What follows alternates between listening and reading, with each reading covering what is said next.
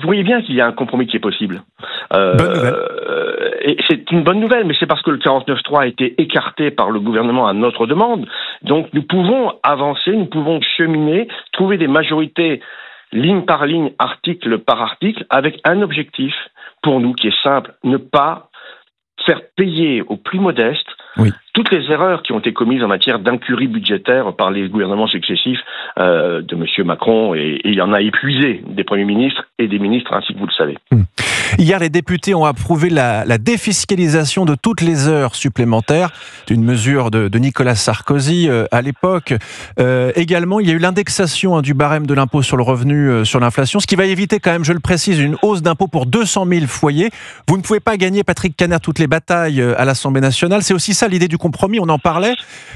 Cette menace, vous ne pouvez pas la brandir de la censure à chaque fois.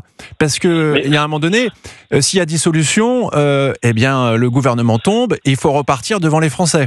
En campagne.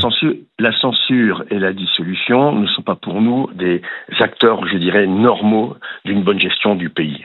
Soyons très clairs. Nous le faisons parce que nous estimons qu'il y a encore des gains à obtenir pour nos concitoyens, notamment, encore une fois, les plus modestes.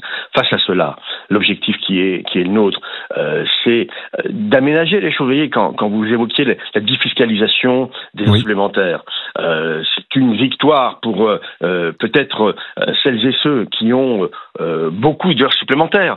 Mais le plafonnement qui avait été imaginé à l'époque par M. Macron pouvait être aussi compris. De la même manière, sur l'impôt sur le revenu, on aurait pu, malgré tout, geler le taux de cet impôt pour les plus hauts revenus, en laissant profiter finalement de cette mesure les plus bas revenus. Donc, il y a encore du chemin. Vous savez, on est au début de la négociation. Il va y avoir le passage au Sénat. Je suis sénateur. Il va y avoir des évolutions aussi au Sénat. Et c'est la commission mixte paritaire qui, au bout du bout, sera le juge de paix et qui permettra, je l'espère, de donner à la France un budget, encore une fois, juste sur le plan social, sur le plan fiscal et sur le plan écologique, que je n'oublie pas. En vous écoutant attentivement ce matin, Patrick Kanner, j'ai quand même l'impression que la menace de la censure s'éloigne. C'est-à-dire que le Parti socialiste est plus dans une démarche de compromis ce matin et moins dans une démarche de dire justement à Sébastien Lecornu, attention, si vous voulez pas évoluer sur certains sujets, on va censurer dès lundi. C'est ce qu'a dit Olivier Faure. Au départ, demain, lundi, vous vouliez censurer le gouvernement si rien n'était fait sur les ultra-riches.